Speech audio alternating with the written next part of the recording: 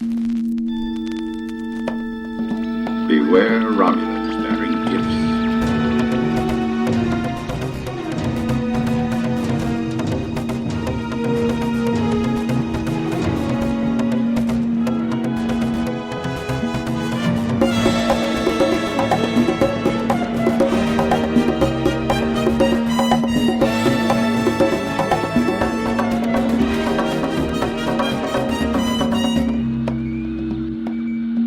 Hi, this is Eric. This is Carl. This is Caleb. And this is Sean. And welcome back to Romulans Bearing Gifts. This is episode number 74. It's been a while since we had such a large crew on the podcast, and I'm glad we do because we're apparently going to discuss the most controversial episode of Star Trek that has ever existed in the history of Star Trek. Oh. Yeah. Really? Okay. Yeah, if you were to believe anything on the internet or in discussion threads, etc., it's the most controversial ever. Could potentially break the franchise. Oh my god! If it wasn't true, it wouldn't be on the internet. So, so here we go with Subspace Rhapsody.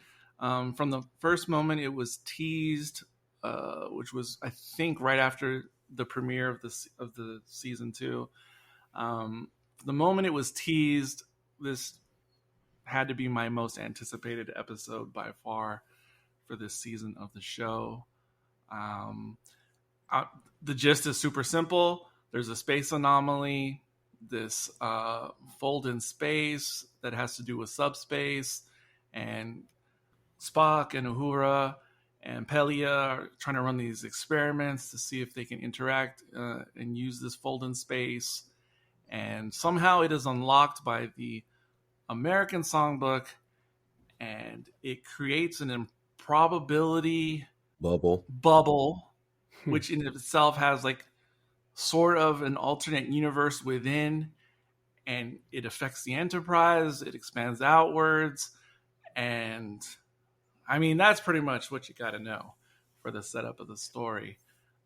Does someone have some initial thoughts or reactions they'd like to share? yeah, the idea of having a Star Trek musical, trying to bridge that gap between science fiction and possible practical and the just raw, insanity of what musicals are, that's a big jump to try to achieve anyhow. So, I am a fan of musicals in general, so I do like musicals. But even me going into this, I had my arms crossed, like, how are they going to pull this off? Not even getting to the acts, not even getting into the music. Just how are they going to make it fit within the conceptual story of the Star Trek universe? So their twisted subspace anomaly, fold in space for communications thing, with a bubble of improbability, which, I thought was kind of Doug Adams. It actually worked. I actually was able to maintain a modicum of suspension of disbelief for this to go as the premise moving forward. I was like, okay, I can live with this. So that, I believe, they successfully bridged. That's all I got for it. No, that's cool. That's cool. Someone else want to jump in? I absolutely agree with everything that Carl just said. But you kind of enjoy this on two levels. Once they start singing, I really didn't care about the plot or anything. I was just like, I want to see him sing.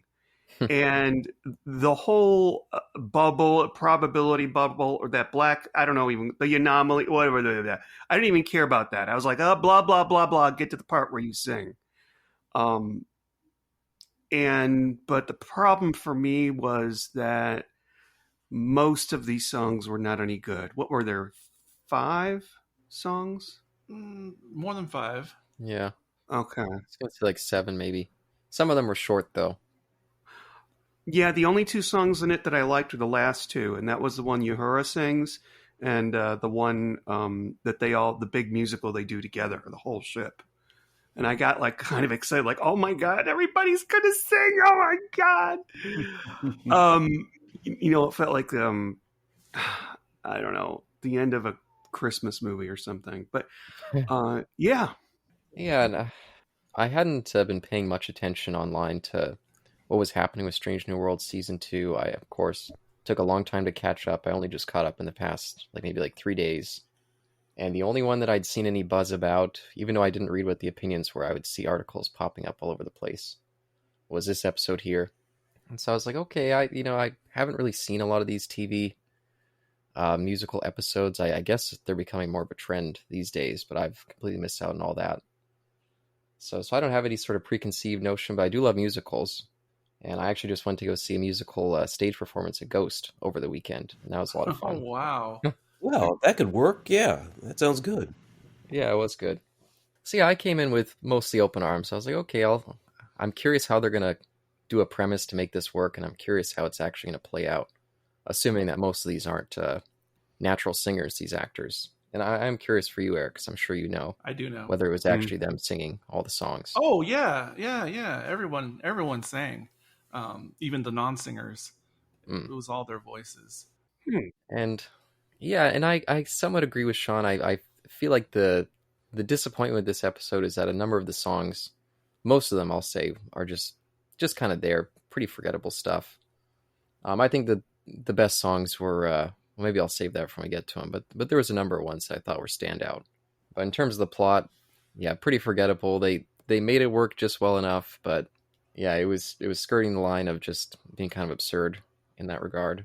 So a mixed bag, leaning good for me, for my initial thoughts. So as I said, this was my most anticipated episode of the season. I can't remember if I had said this on air or off air previously, but I had told some of the guys that they had released kind of like a little teaser preview about 3 weeks before the episode aired. And I had been resisting all the previews for all the Strange New World episodes, like the whole season, intentionally. And I saw when the Subspace Rhapsody teaser was out there, and I was like, I'm not going to watch it. But I broke after about a week that I was like, oh, screw it. I'm just going to watch this teaser. And when I watched the teaser the very, very first time, like it brought me to, it caused tears just from the teaser. And not just the first time, but practically every single time, because I rewatched the teaser like, I don't know, 40 or 50 times. And it induced tears.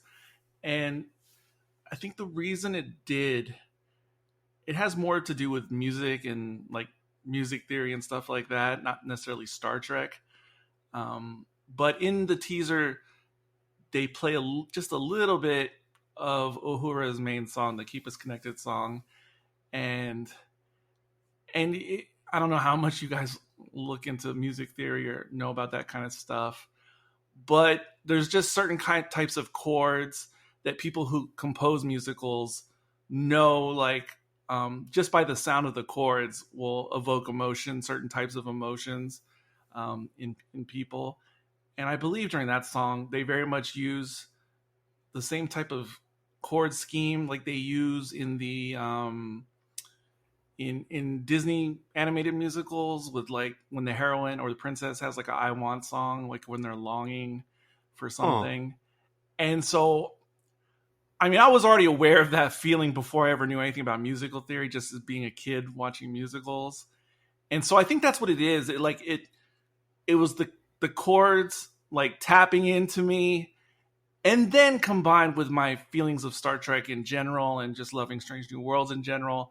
And I think if you like kind of wrap that stuff all together, that's why I was having such a pronounced reaction just to the teaser. So yeah, I just wanted to explain that. But definitely, I would have always have liked to have a Star Trek musical, in some previous series or at any point in the show's history. But I am glad that it happened now, because I was running through my head of the different main casts of the different Star Trek shows, the previous era and the current era. And I don't know that any of other Star Trek cast could have pulled it off as well as this particular Strange New Worlds cast, because of the talent of the actors and actresses involved. So I'm glad it all came together here. All right, well, I'm just going to quickly retort. You got to realize that, like, 2 or 3 of the actors on Discovery were literally in musicals. So, Yeah, yeah, they- yeah. I will say the singing talent would have been stronger from Discovery. However, given, the difference in stories and how the fans embrace the characters and whatnot, this was a good choice. But the natural talent, singing talent, would have been stronger with Discovery. I will see. I'm sure they could have pulled it off, Discovery, Yep. but talent wise. But there are 4 musical experienced actors in this cast, so they still have that, and one of them won a Grammy for their musical performances before. Oh, really? Who was it? That's Uhura, I figured. Oh, Celia Rose Gooding. Really? Yeah. All right.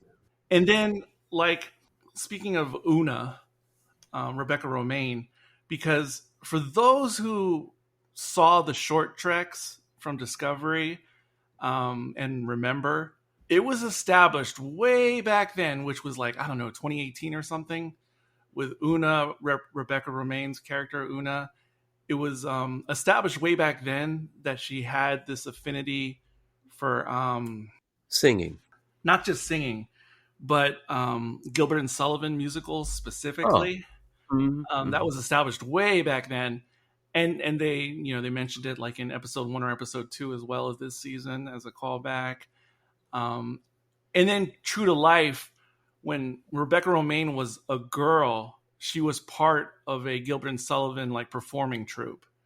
So yeah, she has a long history with that stuff. Well, sounds good. But yeah, but yeah, and the other experienced musical cast members would be Ortegas Oh, and La'an, of course. Mm-hmm. I figured that one as well. Yeah. Yeah, so Yeah, and I guess I'll just jump into it now. I do think that the 3 best songs are the one that they give La'an her solo, and then Uhura's solo at the end, and also Spock's solo that he has. I think those 3 are by far the best songs in it. And I think they're the 3 best singers as well out of the group. huh. For me, at least. yeah. One thing I did not notice, like I kind of felt it, but I didn't really grab onto it until I saw a post about it on Facebook, which was if you take Nurse Chapel's song in the Port Lounge, if you take her song and you take the lyrics and put them side by side with Spock's solo song, I'm the X, they are exact mirrors or foils of each other. Like all the lines, all the stanzas all line up, showing Chapel's perspective about things on one side and obviously Spock's on the other. And then of course it's like so obvious when you go back and you know it, because then you hear all the chords are exactly the same and everything. And I just thought that was really nice and it really worked. And I'm just so surprised I didn't really catch that on my own. Yeah, and I do think that kind of carefulness in the writing of the songs helps elevate even the more weak ones, because at least it's like, okay, I'm getting a different shade to this character, seeing more into their feelings and thought processes than we usually get. So that even for the songs I felt were kind of weak, like some of Una's songs I thought were some of the worst, I still appreciate them just for getting that greater insight into the character. Yeah, I agree. Some of the Una ones were I less liked, for sure. The music was a technical achievement. Like I said, there's some of the songs I liked, some of them not so much. But like you were highlighting, each of the songs had a structure that was reminiscent of songs that we had heard elsewhere. There was an emotional resonance from, like you said, Disney princess song, or, a concentration, song where 2 characters were discussing something and they had that rapid banter. The style was very reminiscent of music you have heard from other performances. So I could feel where they were going, and agreed they managed to really stay in character and describe, new interesting things about the characters. That was the technical achievement. They managed to pull it off, and that was pretty good. But when it comes to, all right, modern rap has a definition that we call flow. All right, there's a concept of flow. Does the song have flow? Does the rap song have flow? What does that mean? One part of that is the rhymes have to be unpredictable yet work. You hear a rhyme, and if somebody says cat and then the next one is hat, it obviously rhymes, but you could see it coming a mile away. That's not flow. It's when you have a rhyme and then the second one comes in and it's an unexpected word and it still snaps. That's part of flow that's really big. Another element of flow when you're talking about this with, rap songs is the words and the lyrics should be conversational, natural. It should sound like people talking and have this natural, cadence to it. If it's not there, it doesn't matter if it rhymes or not. You can feel as if someone is trying to fit words into a rhythm, or they're trying to fit a sentence into a stanza, to make it sound a certain way. And technically it works, but it's missing a naturalness to how it goes. So, expert rap has flow, which is the combination of unexpected fun rhymes and a natural sounding dialogue. And of course, that carries with traditional music too. Some of these songs lacked flow. And, I appreciate what they were able to do in terms of revealing things about the character, in terms of just the fact that it was in Star Trek, and the fact that, it was rhyming and it was in there. But the wording, the rhymes were kind of predictable, and some of the wording was a little stilted. Not every song, but the ones that I felt missed, that's what was really, really missing. It was architecturally correct, but there was something missing. It lacked flow. Yeah. For the songs that were the weakest for me, I agree that was probably why, or that was a large part of why I didn't like the weaker songs. I definitely feel like, especially considering she had musical background experience, it's an ongoing meme at this point. But I think Ortega's was done wrong.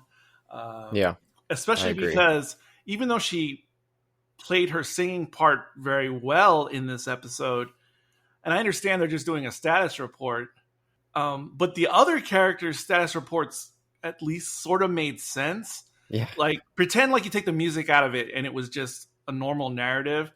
Everybody else's status report made sense. Why would he be like, Helm, status report, this is my post and this is where I'm best and I'm doing my thing, is basically what she says. And I was like, what the hell? What is going on? Yeah, that was very weird. That lacked flow.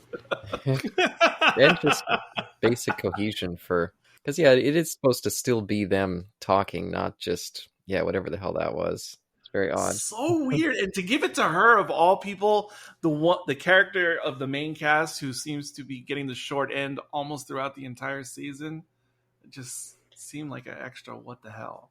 Yeah, the only justification I could find is we saw in that what episode was it when they were all forgetting their memory? Those we forget among the Lotus Eaters. Among the Lotus Eaters, yeah. She was having to remind herself of that. That was kind of like her mantra to stay focused. Yes. I was like, maybe that's what she's doing here, but it feels weird. But why again? I mean, yes, that's part of the joke. Why does that seem to be the only thing that she can say or express, is that I'm the pilot. Yeah. I fly the ship. I'm the pilot.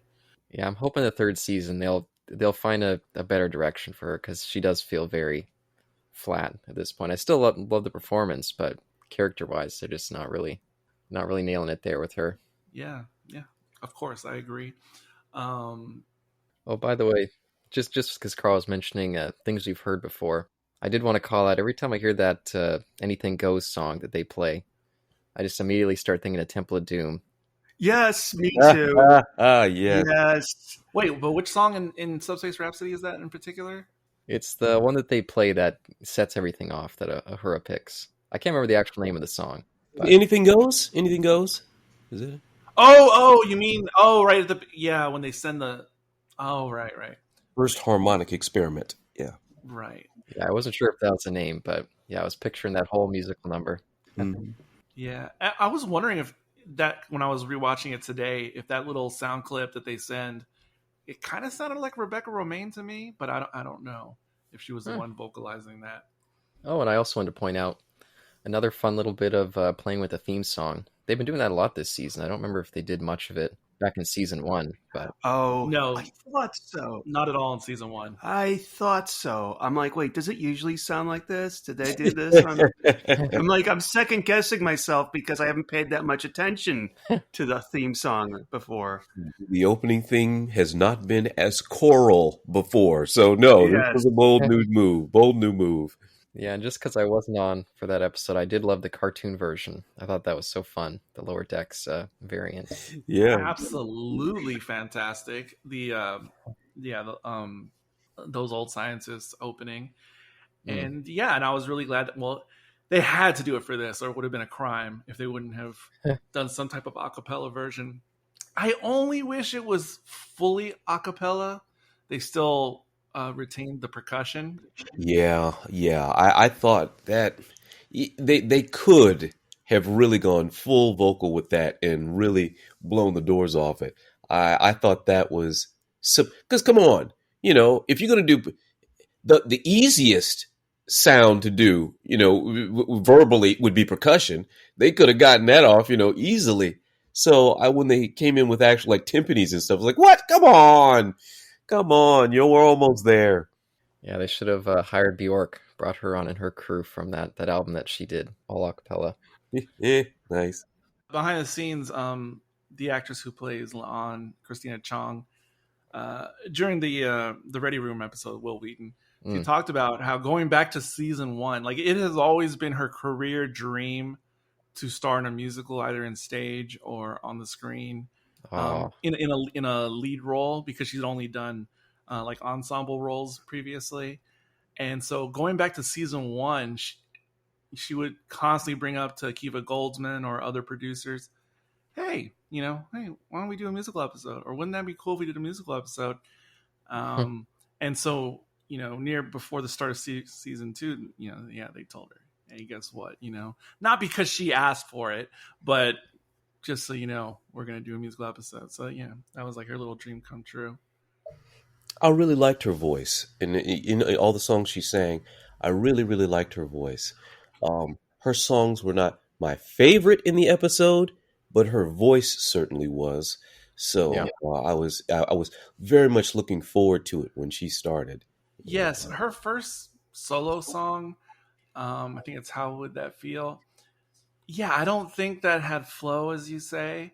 Like a lot of lyrics didn't feel natural. But then the thing that even bothered me more, because I wanted to love that song more, but the other thing that bothered me, maybe it's just me, but as she sings the song, there's certain words, like she's mostly pronouncing in American English, but then there's a couple, no, or maybe it's the other way around. Maybe she's mostly pronouncing in British English, her natural voice, but then there's a couple words where she switches to American English, and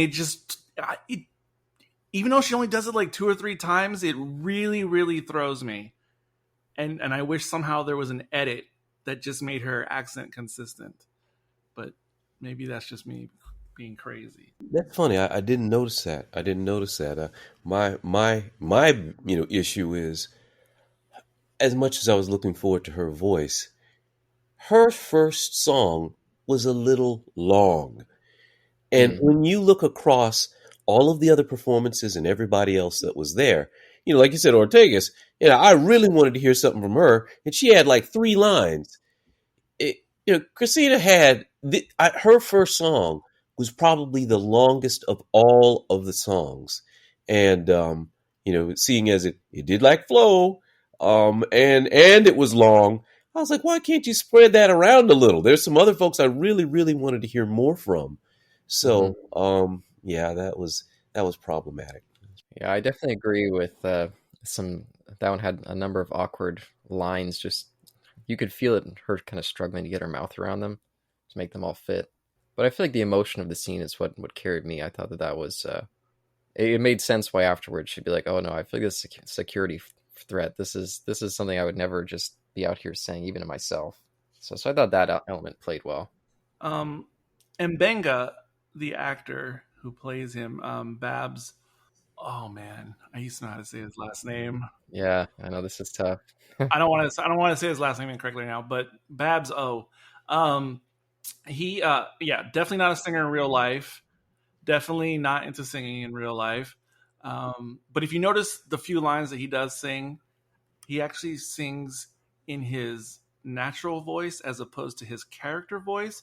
This is something we weren't sure about in our recent episode on Under the Cloak of Night, I think.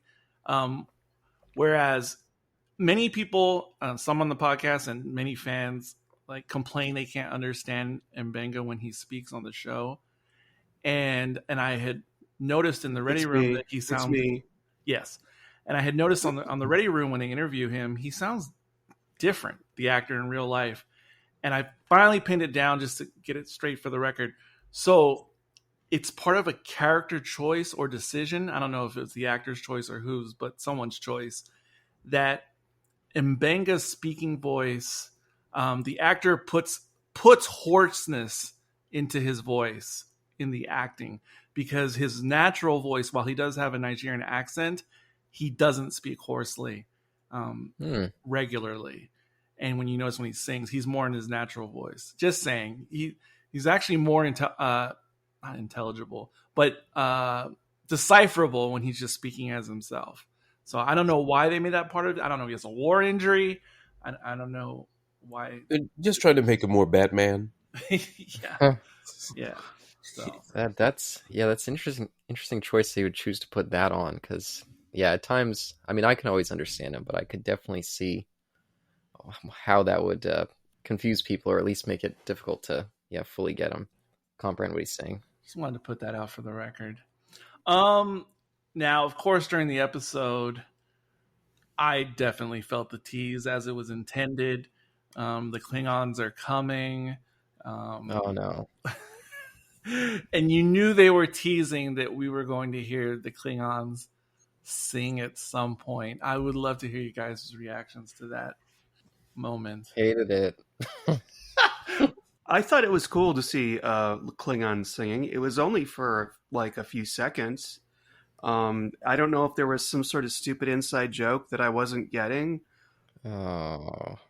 What? No, seriously, it was fine. I didn't have a problem with that at all. But I'm not like, one of those kinds of fans. I'll just say again, because like I mentioned with Ortegas, it felt like they were breaking a little bit of the cohesion or the reality of the concept. I was like, well, how are it sounds like these Klingons are breaking into some auto-tuned stuff here. Like, how does that fit in any way?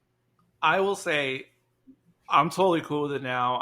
I'm totally fine with it. But in the moment when I was watching it the first time, and I was sitting there in my chair looking forward to, is this going to be Klingon opera? What is this going to be? And then, yes, like you say, with the auto-tune or whatever, I was literally like my jaw dropped. Oh no. And I could not believe what was happening. And not because I was joyous or surprised. I just literally, it's just like seeing something you can't even believe it's real. Not because you like it, but just because this is happening. They're really doing this. So I was in utter shock initially. I got over it over time. But it was probably one of the most shocking, surprising, unexpected moments I've ever seen in Star Trek. It was unexpected. Yeah, when that happened, it caught my breath as well. I thought it was very funny, but I have always seen and imagined Klingons as metal. And for us to get a musical episode where the Klingons would be singing, and, singing, relatively contemporary music, I was dying. I mean, to me, it was just obvious that the Klingons were going to be metal. So I was, when they were coming, I was ready for that to happen. You know, I wanted to see flames. I wanted to see a bass in the back. I was just, it was, everything was just lined up. Even their look lines up with metal. And for them to skew in the boy band like that, I was like, oh, no. So I admit, I thought it was very funny, but I thought that was a tremendous, I mean, the history of Klingons is metal. So I really hurt from that missed opportunity when that happened. I mean, it was funny, but they missed some gold there. Klingons have always been metal. Now, do you guys know who was the actor who was playing the Klingon commander in that scene? Tommy Toon. You got it. Damn it. I do. Yeah, for those who don't know, it was actually Bruce Horak, who we know as Hemmer. Oh, okay. Huh. Yeah, Hemmer came back. Again, he came back. Right. Yeah, again, it makes me wonder why they killed that character off. They could have... Oh. Yeah, well. He could have just left the crew and then we'd have a chance for cameos, but... Well, what can you do, I guess? The Jeffrey Combs of Strange New Worlds. Yeah, that would be great. The only thing I didn't like about the Klingon scene was actually just the set that represented the Klingon bridge. Oh. Because it was the ultimate cheapo set with just like a couple consoles and obviously the LCD wall behind them. But fine, it's the LCD wall, but why'd they have to even choose a background that looks like a low res, like Star Trek wallpaper of a Klingon hallway, which doesn't even make sense. Yeah, like, looked terrible. Why it's the open hallway. I know there are some Klingon bridges that had the hallway, but it was through like a door. Yeah, that was my only problem with that little scene. And if you look at the Klingons dancing around him, oh god, they're so embarrassing. That was funny. This cheaps it out. This is. Oh, that was funny. That was good. That part was good. The little choreography. I just wish it didn't cut away from them to get the bridge crew reactions because I wanted to just see more of that. Oh no. Oh, but just since we're mentioning Hemmer, I did want to mention with Uhura's musical number. I do like that, you know, even though I don't agree with them killing him, I feel like we could have got a lot more mileage out of that character. I do like that they've kept it consistent throughout the season how much of an impact he's had on Uhura, and they keep mentioning that. So I think that adds some value to that maybe missed opportunity with that character. Yes, I agree with this sentiment. Yep, noticed how she brought him up in the song, so yeah, the meaning is still there. But it's one of those times in that Uhura song where it actually made sense for her to bring up her family and then Hemmer. I mean, because we talk about how oftentimes details like that in New Trek get brought up in seemingly inappropriate times from a narrative point of view. But it made sense in the singing song moment. I want to also bring attention to a different song. Chapel's song in the Port Lounge. I'm Ready. Yeah. Besides however enjoyable the number itself is, and it's nice seeing like the side characters get involved, especially like Sam Kirk getting way into that song and performance. That was great. But putting that aside for a second, I was still struck by what was happening to Spock in the moment, like singing aside. Like, could you imagine that, you know, your significant other has this really big news. She hasn't even told you about it.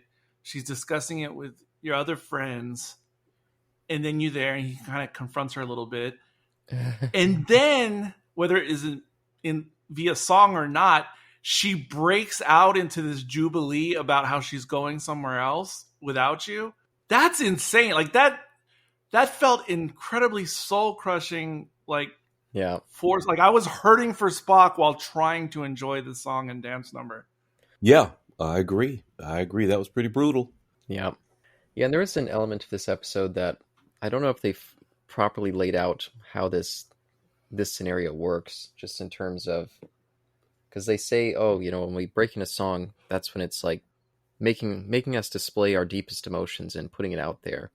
But I was curious, is it happening all the time? because the private scene with La'an and Kirk, I mean, they weren't seen during that scene, but I was like, it feels like they're both really laying it loose, and I wasn't sure if that was a result of the... I had the exact same thought, Caleb, but then I also figured in my head, that's just executive decision, because I think it had more impact being just spoken dialogue, that particular scene, versus if they had sung it. I just think that would have been super weird. Yeah. Well, look, actually, if it had flow, I think that could have been a very powerful scene between the two of them, where they start to open up more and more about each other, and then she finds out that he has another. I mean, that's literally like a song right there. You know, there's songs about that. So I think that would have worked. But yes, we are suspending disbelief in terms of trying to understand the physics of when song breaks out, when strong emotions occur aboard the ship. Because, who knows what that science is? I mean, right? Because the scene when they go into the, 10 Ford or whatever, and, Spock and Uhura are looking for emotional moments that might spark music. They wander in there, and, she's all lit up. And there's this moment where the music comes from above. It's like, we know emotions are strong in here. And then before anyone says anything, the music starts, and then they log it. So what this means is, when there's a moment of strong emotional tension, it is, prefaced with its own theme music to just warm you up, to line you up with the song that you're about to sing. I was like, oh, that's got to be embarrassing. That's good. Walking into a room and then having your music lead you in there. He's got something to say. That could be awkward. But, yeah. Yeah, I did like how they would always kind of look around like, oh, here it comes. Like, they always get a little warning. Yeah. Yeah, who's it going to be? No, definitely. I like that aspect. I also like how it's obvious that Pike's character and Spock's character are definitely not into the singing. I thought that was a nice touch. But I'm glad you brought the La'an scene, though, because somehow I almost forgot about that, because that was one of the storylines I had been dying for them to return to since yesterday, tomorrow. And tomorrow. And they I guess intentionally tortured us, or me, by barely glancing on the subject, a couple episodes prior, but not at all addressing it. So I was dying for, some continuation, whatever. And then when we finally got it, I did not expect the turn or surprise or whatever you want to call it. The kick in the nards. Yes. For Monster Squad. Right. And not in the way that La'an's character felt for me, but just, I did not see that coming. I did not expect that left turn. Yeah. It completely got me by surprise. It makes sense, and it probably is more interesting on further reflection, but I did not see that coming. Yeah, I feel like they almost played it off as like a little bit of a joke with her reaction. And I was like, I was expecting a much more impactful kind of scene here, and then to play it the way they did, it did feel like it was maybe a little bit of a mistake, I thought. So, Eric, is the twist really surprising for you? Because if it wasn't Kirk and it was just some one-time character in the show and he revealed he was married, it would be like, oh, you dick, and but maybe since he's Captain Kirk and he's a known womanizer, we'll just sort of, and plus, it's what was I going to say? Shit. He's an established character. People already think they know what his history is, like he was born in Iowa, yada, yada, yada, yada.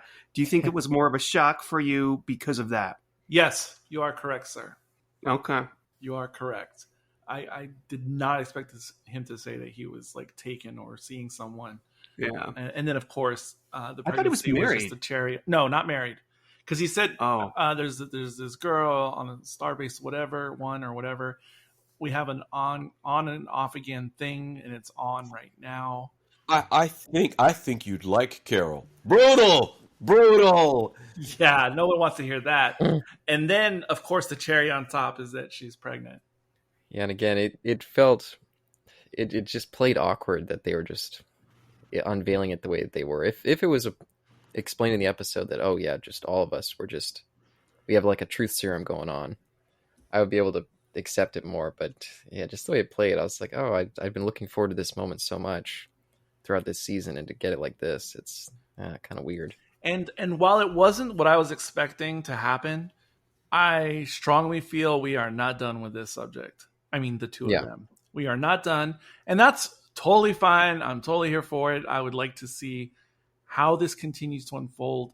This is something I've been bringing up throughout covering this season of Strange New Worlds, which is early on, it seemed like there was loose ends and dangling details, like in the first 2 or 3 episodes. But over time, we have seen that whether it turns out to be a good or bad plan, the writers have a plan that's already kind of mapped out. They're not just, putting things out there day by day, week by week. They have a plan of where they're going. So I've started to trust that when it seems like something is a loose end, or they're not referencing something that it seems like they should, it seems to be by design. Cybok. Okay. Yes. Yes. I want to back up what Caleb was talking about, because I've had the feeling, I said a little bit about it before, but Trek is not fantastic at relationships. If you go back and watch the series, all of the series, the opportunities where certain characters get together and form a romantic attachment, so often it's forced, or why these two, or the timing isn't quite right the way they've done it. We had 2 really strong opportunities, La'an and Kirk, and Chapel and Spock in this season, and they led us to moments with these characters in a very effective way. Like I said, very different from how they have in the past, to the point where we were emotionally invested in the outcome of these relationships. Even though we knew they were doomed and all that kind of stuff, they had done such a great job of setting them up.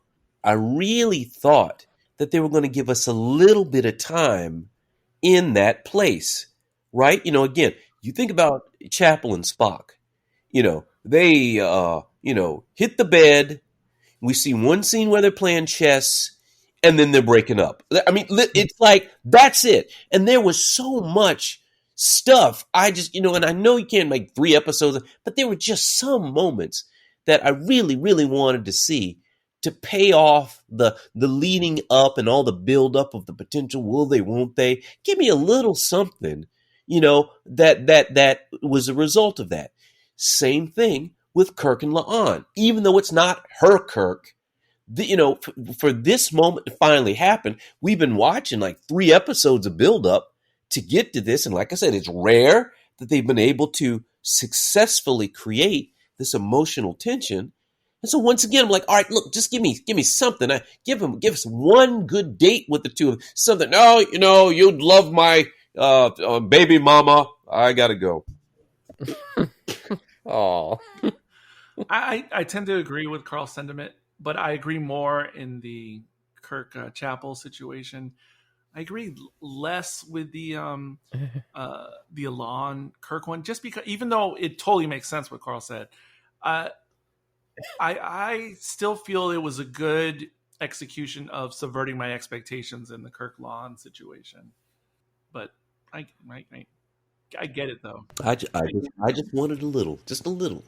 Well, I could have taken that too, but again, there was the dream sequence, or the dream flashback during Lon's solo song, which for some reason, dreams. For some reason, people on the Trek threads had confusion if that was a true memory of something that actually happened. I can't believe people were debating that, whether they actually had a moment in Toronto or she was just having like a dream fantasy like recollection. I can't even believe that was a debate topic. By the way, I did want to comment that I'm surprised and actually enjoying it a lot more than I would have expected, how much they brought back Kirk this season. I kind of thought maybe that finale, they were like, oh, let's save him as like a surprise and it'd be kind of a one-off thing. I was not expecting a recurring character like this. No, I agree with you. I wasn't expecting it, and then as it has happened, because I was lukewarm on the portrayal of Kirk in season 1, even though I loved that finale episode. Mm-hmm. But the actor and his version of Kirk has definitely started to grow on me throughout this season. Yeah. Yeah, and I'm sure we'll talk about it more in the next episode, but I've also appreciated how much it's given Sam Kirk more of a place among the crew. Because that first season, it was kind of like, oh, Sam Kirk's there, like kind of a weird afterthought. We barely see him. And butt of jokes. Yeah, butt of jokes. And he's had a couple moments like that this season, but definitely feel like I know the guy a lot more. Oh, he's so much more well-rounded now in season 2 with these newer episodes. Yeah, and he's become, instead of just being a joke or almost like a cameo appearance in season 1, Mm-hmm. now he definitely feels more like he has a role, a space to fill amongst the crew, even if he is like a junior officer. Yeah. Put a pin in this topic for another character when we do next episode. Sure. I think I know who you're talking about. Yeah, I had a bit I wanted to point out. This is a strange bit. I just thought maybe the director, Dermot Downes, should have noticed this. But by the way, I'll mention him in a moment too, Dermot Downes. But there's a line, it's when they're talking about the Klingons during their little round table meeting there. And Spock says, how does he say it? I think he says data. Like, oh, I'll check the data. And then Pike immediately afterwards says, okay, well, you get the data, then we'll do this. And I was like, oh, that was weird to have Spock say it that way, right before Pike said it the proper way. I thought that was just a bit weird. Wow. I don't know if you guys noticed that, but I didn't notice that, but I notice things like this all the time in everything we watch, and I'm usually afraid to bring up the most inane. Yes, I usually am too. But that one in particular I thought was weird. I'm surprised you brought up. I didn't notice it. Sounds weird as you describe it. I would imagine it's just because they're doing, multiple takes. Who knows if the actors were even in the same room at the same time when they did, like, maybe pickups or something. Mm-hmm. I would think that's maybe what it was. But it would be nice to think that, upon, like, final editing, that maybe they put that on their ADR sheet, to maybe redub just to not cause that weird minor annoyance. I think, and as soon as we're done here, I'm going to go and write this on my blog, so all the internet nerds know it. I think it was a nod to Lieutenant Commander Data on Star Trek: The Next Generation, and that's what I think. Hey, I'm buying it. They wanted to have a Brent Spiner moment, so they sat out in their balcony. Which, by the way, I am waiting for him to show up in this show. He has to show up in every Star Trek show, apparently. So eventually he's going to be in here. Well, probably an Indian thing will show up. Yeah. To my great annoyance.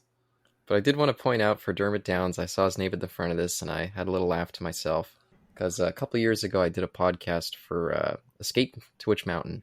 And during that, there was this little bully kid, this little blonde or little redhead bully kid who's an asshole. Oh, okay. Oh, a whole bunch of stuff just came flooding in immediately. Wait, the original or the remake? The original. Yeah. Okay. And I looked at this kid because I was like, who is this little asshole kid? When you mentioned that movie, I just had a flood of like the Apple Dumpling Gang and Puff the Dragon when you mentioned Escape the Witch Mountain, because there is that. Never mind.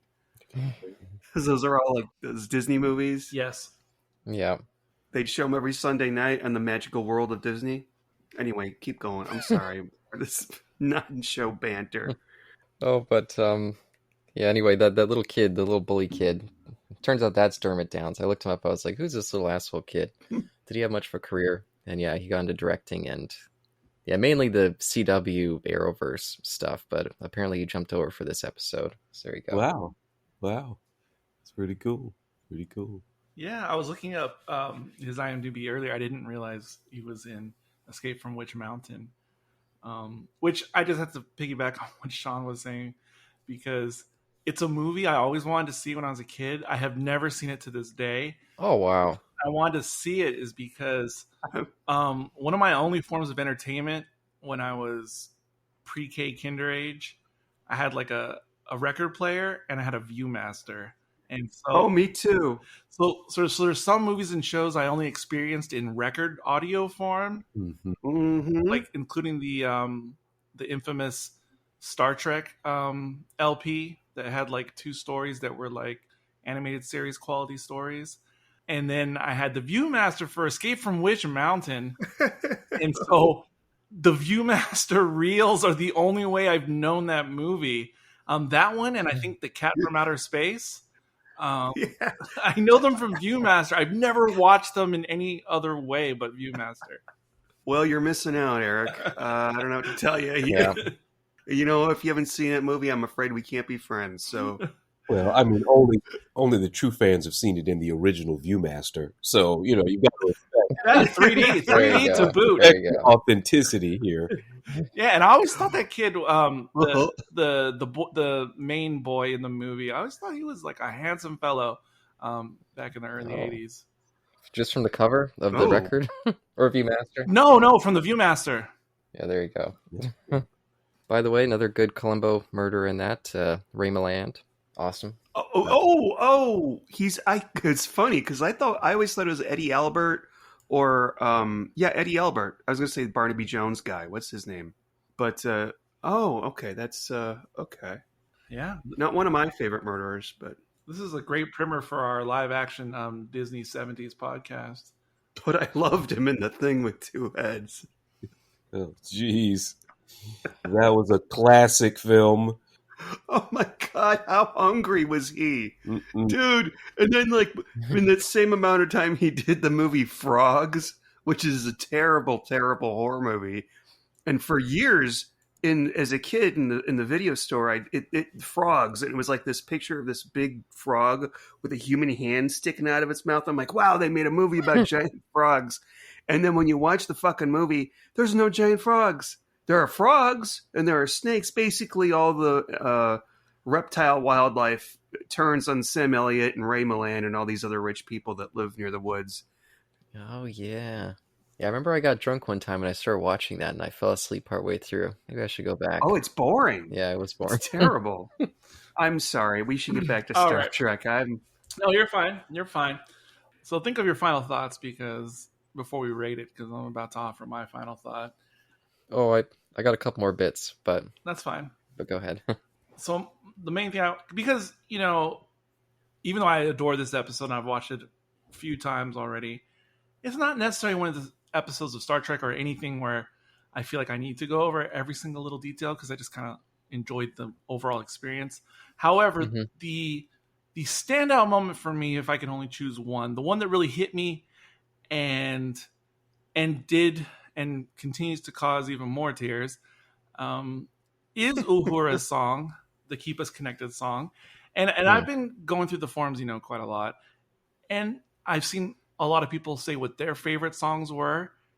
And I have seen very few choose this song, which seems surprising to me. Really? Because I just thought it would just be an overall like crowd Me too. pleaser favorite. That's really interesting. Very strange. And maybe it is with the general audience. Maybe it's just the Ming Mongy nerds on Facebook for some reason don't care for this song as much. But anyway, I think it's the standout beyond standout, but not just the song, but I mean just everything about it, what it's about, the performance.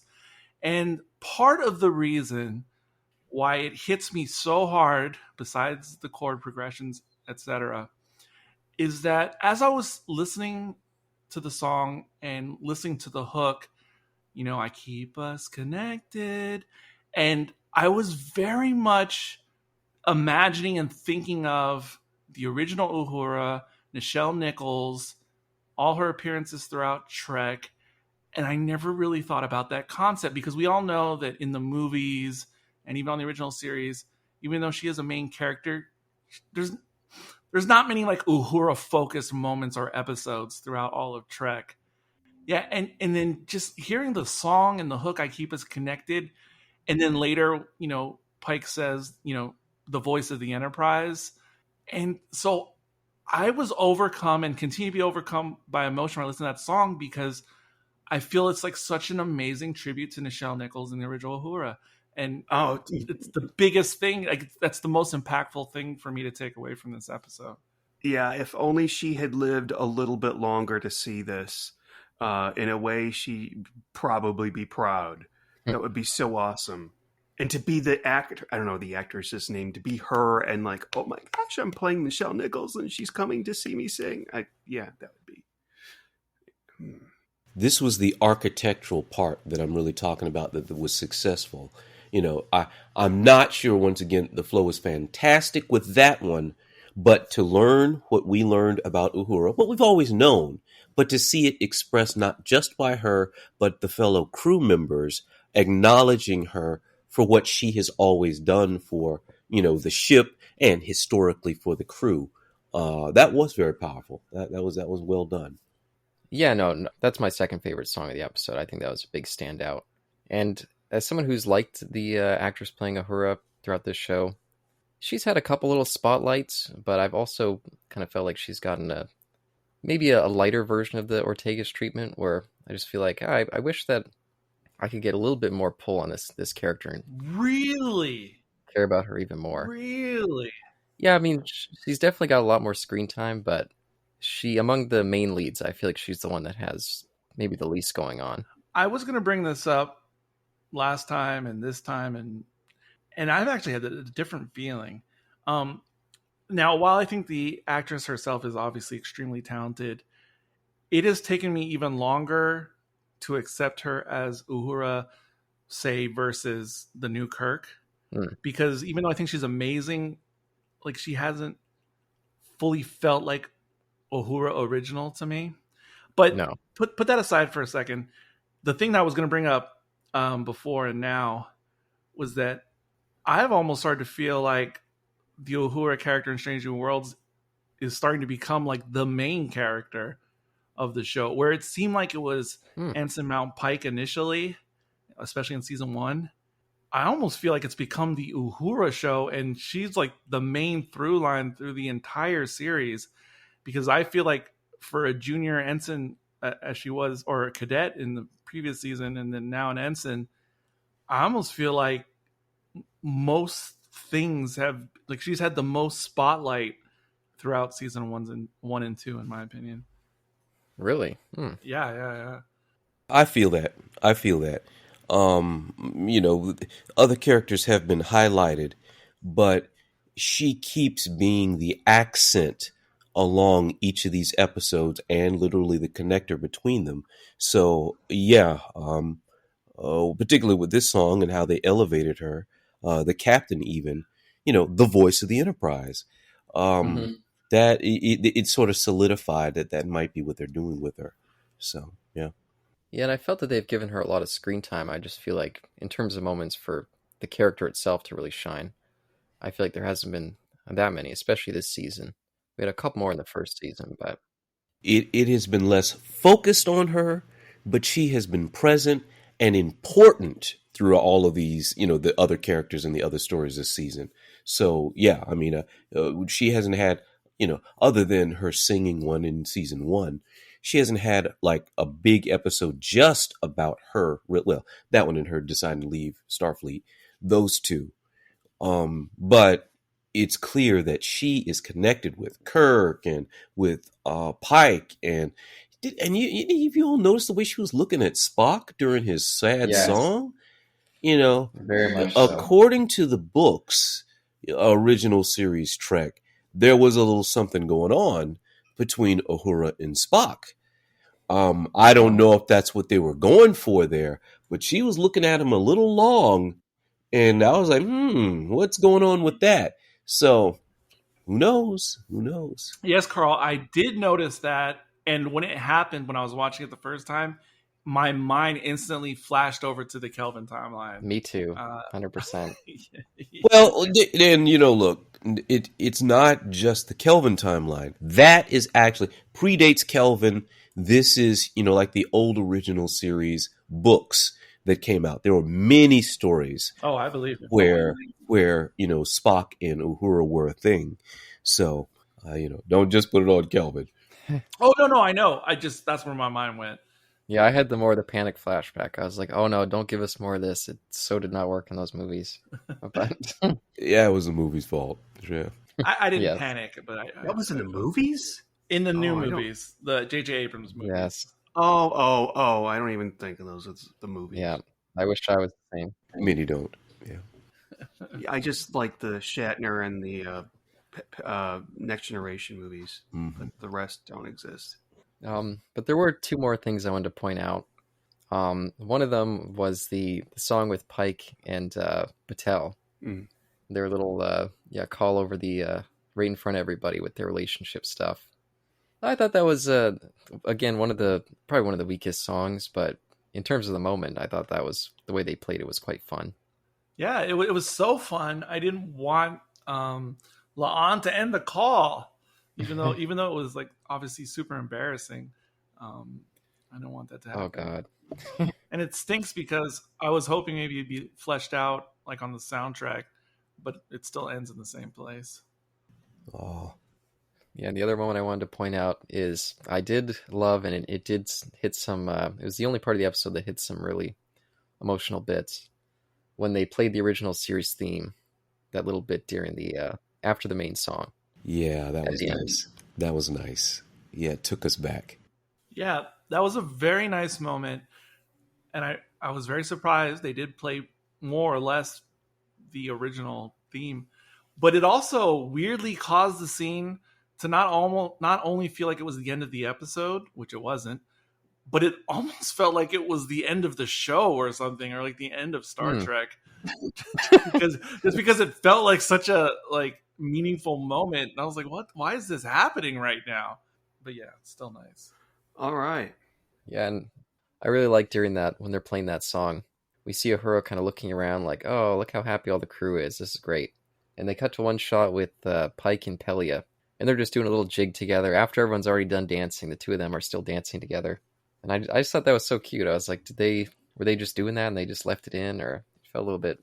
Oh, I love that moment. I only wish there was more of it because that little snippet was in the teaser, and I was hoping it would actually be during a song, an actual musical number. And so I was a little sad it was just like an interstitial moment, as you said. But that was really cool. And I wonder if that was spontaneous or what. That's what I was thinking. Improvised during filming.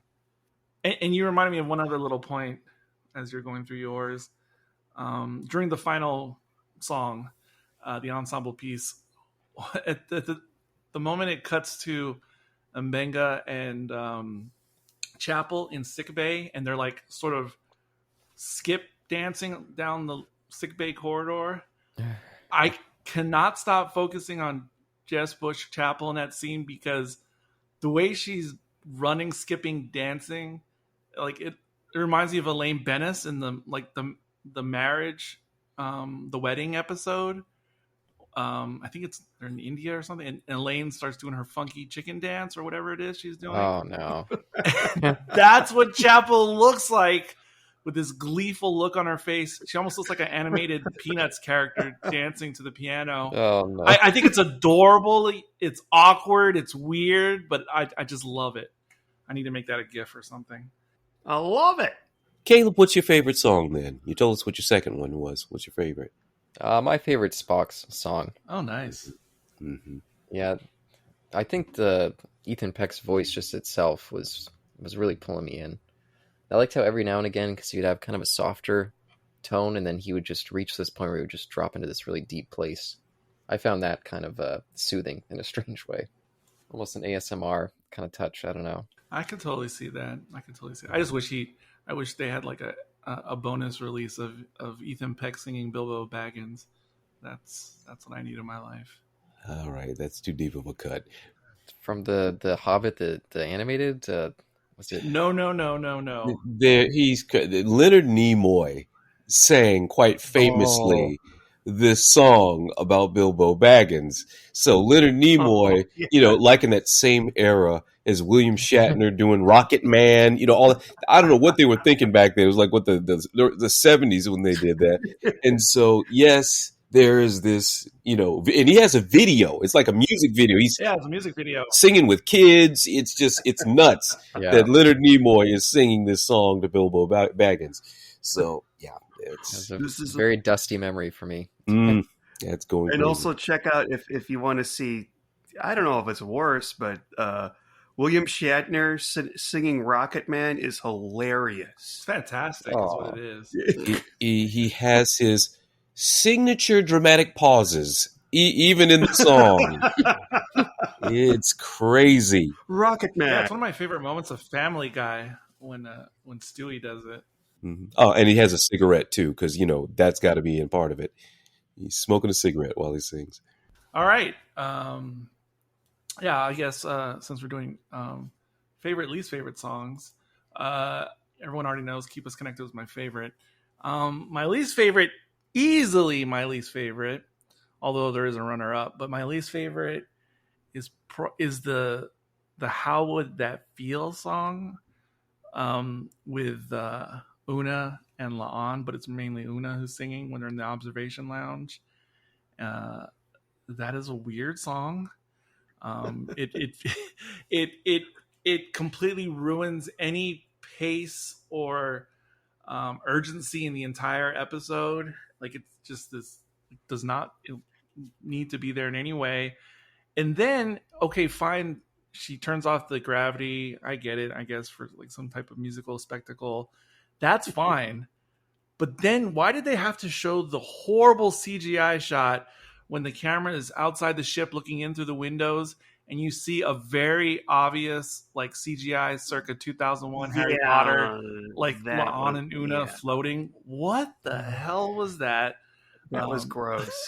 It's not Aha. It's not Take On Me, where we could do animated and live action at the same time. Yeah, it was like the Flash movie. It was, but yeah. So, The Flash. I'm telling you, that's a weird movie. I mean, especially focusing on the special effects. They're very unspecial effects. They won't stop with their torture. So, who wants to next offer their favorite, least favorite songs? I'm going to say my least favorite. I agree with Eric. It's that song.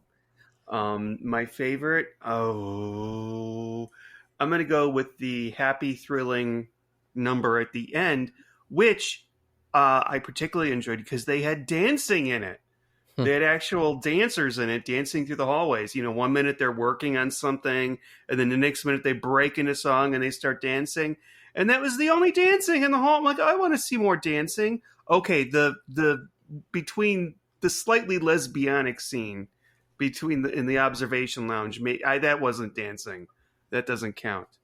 Also, I want to just lodge a complaint to Paramount Plus because if you're watching episode 3 of something and it's over, shouldn't you automatically go to episode 4 instead of Picard? Please stop. Oh, it throws you to Picard also? Yes. I'm like, yes, it does the same thing to me. I hate that it doesn't give me that option. So shame on you, Paramount Plus. There's nothing wrong with Picard. I'm sure it's a lovely show, but don't do that. I did not know that was happening to everyone. I thought it was just me, that it always goes to Picard season 3 whenever I finish watching anything. Yeah. Paramount Plus. Okay. All right. Yeah. But when you said lesbianic moment, I had a feeling people were going to look into this, and of course they did, at least as noted in the forums.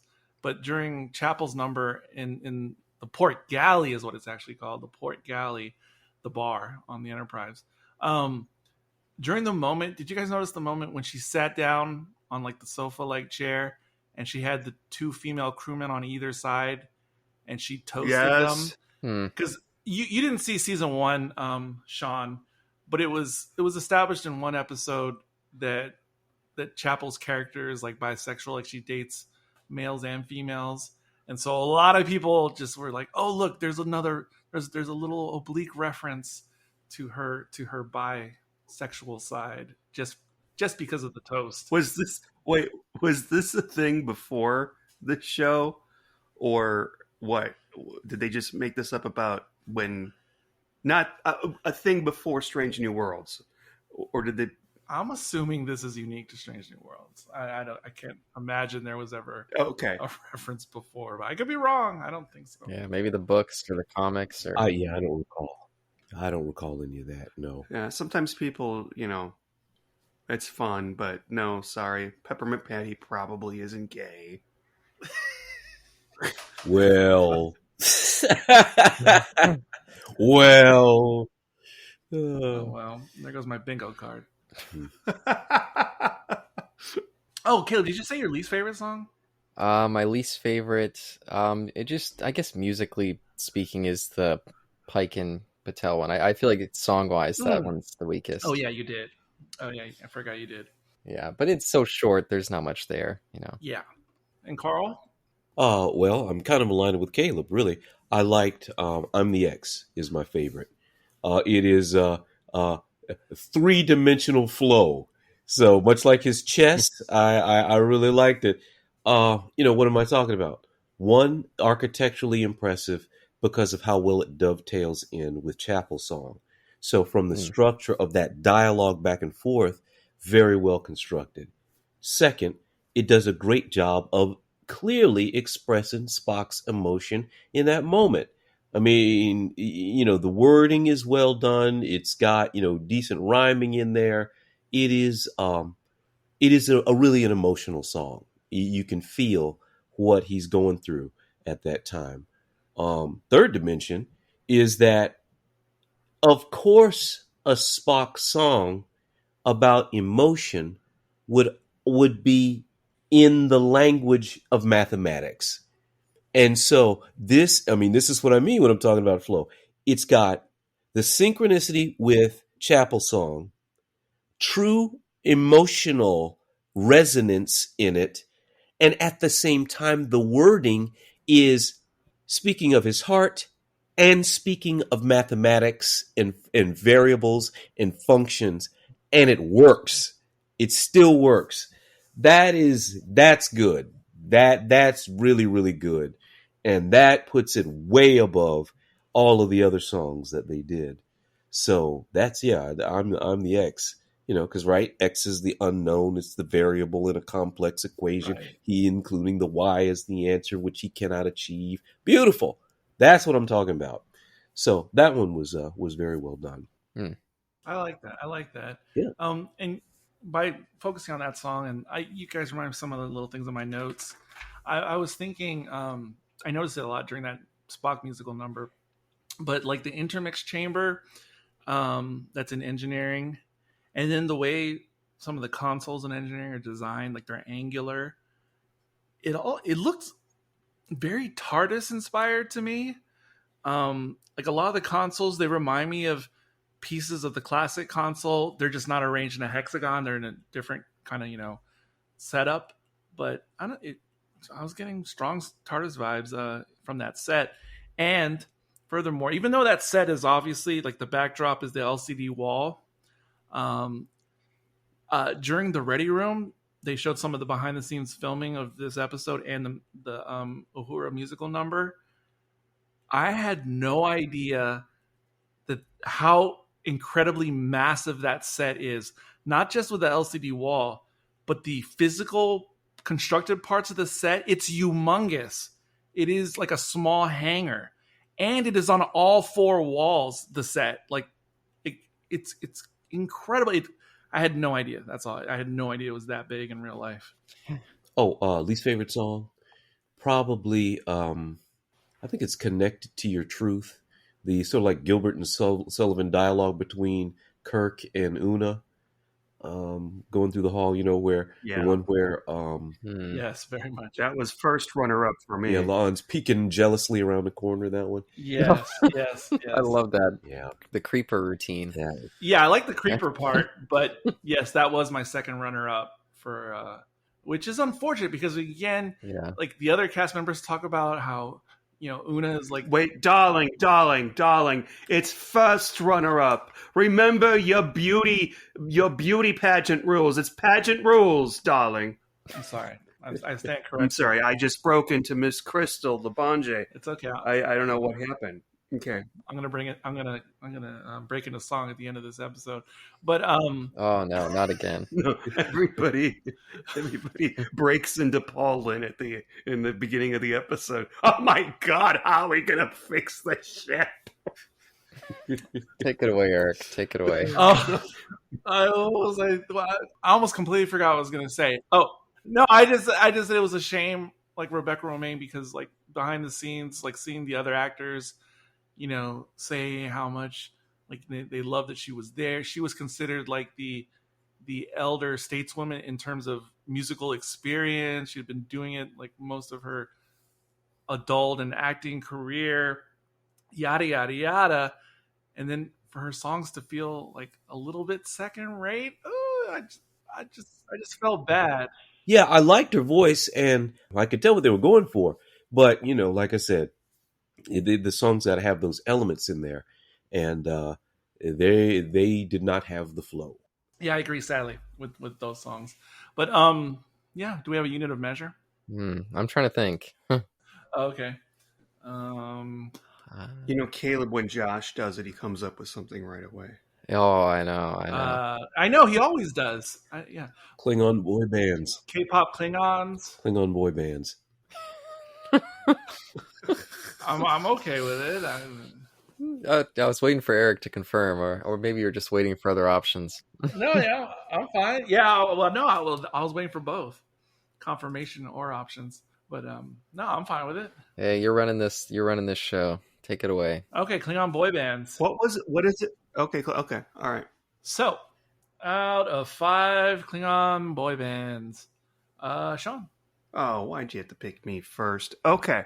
Ooh, I watched this 2 weeks ago, and if you'd asked me a week and a half ago, I probably would have rated this higher.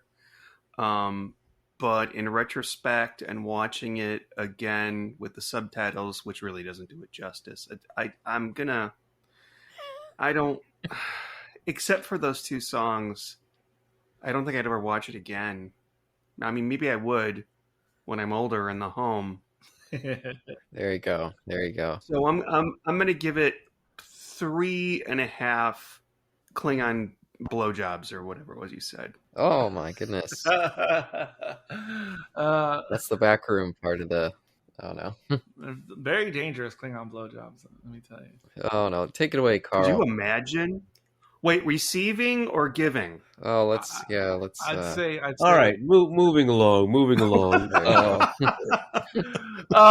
Carl's like, I'm calling my agent in the morning. I'll send There you you a go, diagram me too. later, Sean. Yeah. I'm going to go ahead and rate it next. Oh, I'm going to give it, of course, 5 out of 5. Oh, geez, I knew it. A little bit of an asterisk because I don't think it's perfect. There are tiny little things, that don't have flow, or could have been a little bit better. However, that being said, the fact that they pulled it off and I found it most enjoyable, and it's something I probably would have, I never really thought about it seriously in the past, but I definitely would have always welcomed a Star Trek musical episode at some point. And honestly, with my enjoyment and rewatchability and how much I felt, like how much, I don't know, I had it so built up and it didn't let me down for the most part. Honestly, for me, at least for now, it is in my top 10 all-time favorite Star Trek episodes from any series. It's in the top 10 somewhere. He's just like a music queen at heart. You love all the musicals, not all of them. I like many musicals. It's surprising to me how many we've done on the Best Picture podcast that didn't speak to me. Some famous ones that I found underwhelming. Chicago, Dr. Dolittle. Besides Dr. Dolittle, Chicago and Oliver. Chicago. We both didn't like it. Come on, Sean. Say I'm from Chicago. I thought you liked Chicago. I thought Sean liked Chicago on the podcast. I like the music. I like the music, but I really don't care about the whole story. It's a little slow, and it's not an opera, so they're not gonna sing all the way through. I love the prison song. I think that's genius. I love a number of, but yeah, I don't know. Fiddler on the Roof. That was my favorite That new was musical to discover. Still my favorite musical. that was nice. That was really nice. Yeah. Well, but anyway, yeah. So who's next? Carl, do you want to go or? Me? All right, I'll go next. You know what I thought about it?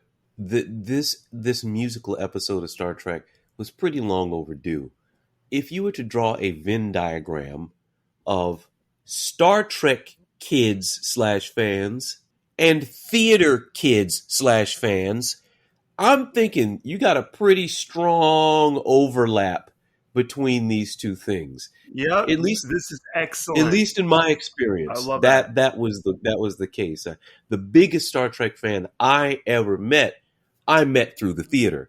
So well overdue for this, and maybe the anomaly will come back in some point in the future. Technical achievement, I was really impressed at what they were able to do. Musically, I was just kind of hoping for a little bit more.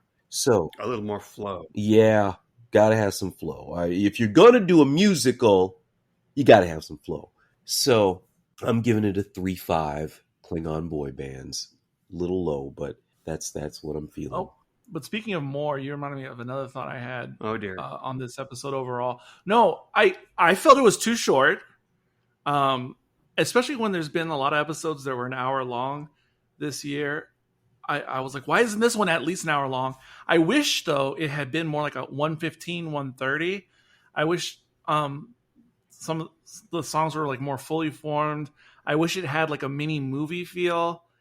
Because in my world, I wish there was like a separate like Blu-ray UHD release that was just Subspace Rhapsody, like special edition with like inserts and Look, are you sure? I thought it was one of the longer episodes. Double check the time on this one, because I thought this was one of the longer ones. Yeah, it's over an hour. I'm pretty sure. Is it over an hour? I'll check right now. But the only reason it gets longer though is because I hated that the conclusion came relatively soon, because there's the 2 extra tacked on scenes for narrative reasons, like season arc reasons. But I hated how quickly they were done with everything. It's actually the longest episode of the season. Okay, I stand corrected. It's if you count like the opening intro and last time, it comes out to 102.32. Okay, yeah. But anyway, I still wanted it to be 115, 130, and I wish it had its own separate release with special features, including like a lobby card and inserts and all kinds of things. But oh well. Viewmaster. Well, to finally Actually, that would be pretty neat. To finally bring this one down to the end here, I'll give my my rating. And Carl, you said you felt bad for going low for this one. I'm going even lower. I'm going to give this a 3 out of 5. Wow. Klingon boy bands. Wow. I think this is a fine entry for Strange New Worlds, but just at the baseline. Like, nothing was really exceptional here. I enjoyed it for what it was, but yeah, this is not going to be high on my rewatch list. But I did think they pulled off the gimmick better than I maybe would have guessed. I came in, with arms open, hoping it to be good, and it's just good. It's just okay for me. Yeah, I see that. I hear you. Can I add one more thing about the Star Trek here, the episode? This isn't really, critical of the episode one way or the other, but Caleb just mentioned he used the word gimmick. And this episode is gimmicky. I mean, it's been done before. La la la, we get it. Yeah, whatever. If it's good, it's good. It's bad, it's bad. It's kind of like monster. No, it's not like a Monster of the Week episode. But what I really like this show to see, and I'd like any show like maybe Doctor Who to do this as well. And I still, this is an idea I actually got from Doctor Who, is that they go somewhere or something happens where they all turn animated and the laws of physics don't apply. Like, they can get crushed by an anvil, but they won't, like in Roger Rabbit, like, you can get all this stuff. But the episode is animated, like old school animated, like Woody Woodpecker or Tom and Jerry or something like that. What? Wait, how did you get this idea from Doctor Who? Somebody made a novel, an Eighth Doctor novel, where he and what's-her-face, they end up on an animated planet, and the cartoons start killing each other, which shouldn't make any sense. And the cover of the book is actually the Eighth Doctor animated, like old, Looney Tunes style with some, characters or creatures in the background. Well, That's interesting. I mentioned it before. Maybe Sean was there, but I don't think Caleb was. While I don't think they're going to have Wile E. Coyote antics or anything like that. They are going to release. They're producing new animated Star Trek shorts featuring different crews from different eras, but done in the animated series style of animation. Oh, okay, all right, okay. So there will be. Okay, sounds good. Oh, like the original animated series style? Yes. Oh, rock and roll. So at least that'll be a thing one day. But with that concludes this. I'm glad even though this episode is quite contentious out there on the forums and whatnot, I'm thankful it wasn't that way here today because a lot of those arguments are quite tired. It's not necessarily because they're not valid or those points of views aren't valid. It's just tiresome to go round and round about that when probably no one's mind is going to be changed when you fall into those camps. But anyway, closing out the show today, this is Eric. This is Carl. This is Caleb. And this is Sean. And until next time... You know what I think is really tacky? Flypaper.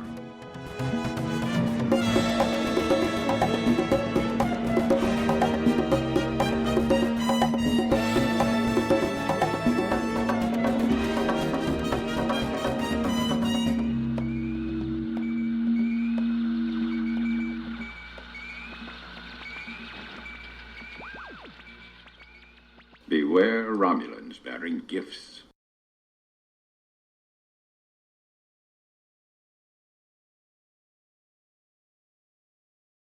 Like that the flies get caught on?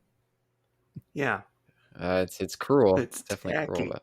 It's tacky, Caleb. Caleb, it's tacky. But it's tacky, like it's sticky. Oh, geez. Yeah, get out of this podcast. Oh, no. It was the most obvious thing. I don't know how Caleb... By the way, before we come up with the final line, Eric, when you were doing your little speech there at the end, I was sure you were going to break out to some sort of prepared song that you had. I was just waiting. I was like, "Oh no, it's coming." No. Yeah, he does that. No, I was going to sing something, but I'm going to spare everyone and just record it privately and send it to Caleb to put as the Easter egg.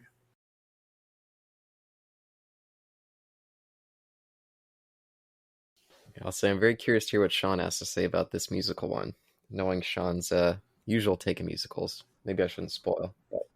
I don't even know his usual take on musicals, because we've done some different ones on Best Picture, and both of us have like inconsistent feelings about, except for the one that's the worst. That's the only thing we definitely agree on. But Dr. Dolittle.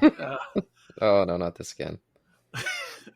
Caleb, you haven't even been with us for a while. I mean, I think Dr. Doolittle's been brought up on like the last 10 podcasts me and Sean have been involved on. So it bad. constantly gets mentioned on and off air. Oh, that's like Radio Free Scarlet bringing up End of Time all the time. Yeah. I wonder which one's worse. Oh, it's Dr. Dolittle. Dr. Doolittle's way worse. Yeah. I don't know. I got to go back. No, sir. Or maybe I shouldn't. I don't want to kill 3 hours of your life, so I'm not going to suggest that you watch Dr. Dolittle. But trust me, it's. And of course, Carl, we're talking about the classic one, not the remake. I assumed, yes. Which I loved as a kid. I loved that classic one as a kid. I watched that many times. And I watched the Eddie Murphy one a little bit, here or there. I didn't like that one as much, but I never much cared for the later Eddie Murphy comedies. Those are, oh boy. Yeah, he's gone in an interesting direction of late. Yeah, I meant to see that Dolomite one that he did. That looked interesting. I heard good things about that. Yeah, that got really good reviews. Yeah, for the first time, yeah. I haven't checked that one out yet, but I will. Oh man, and they just announced today they're delaying the release of Dune Part 2. Yeah, saw that. That's disappointing. Yeah, due to the strikes. But not because the movie's not finished, but because they want to have like the full ability to promote it via the actors. Yeah. So yeah, that's why they're delaying it. Yeah, it helps me in the most minor way because I read Dune every December. So I was kind of like, oh, should I bump it up and read it in October this year? Oh, that's kind of annoying. I wish they'd put it out in December instead. So now I'll at least have that. But See, I already knew this about Caleb. But you guys realize all the stuff he already does anyway, and then he somehow finds time to read Dune every year on top of everything else. That's impressive. yeah, I love that book. Love that book. By the way, I just started reading Congo. Oh. Again, I've not read that for 7 or 8 years. And every time I go into it, I'm always like, oh, this is, Congo. I always think of that shitty movie. Mm-hmm. But that's actually a really great book. I really, really enjoy that book. Crichton is great. It's just what they do with his material from time to time. Yeah. Yeah.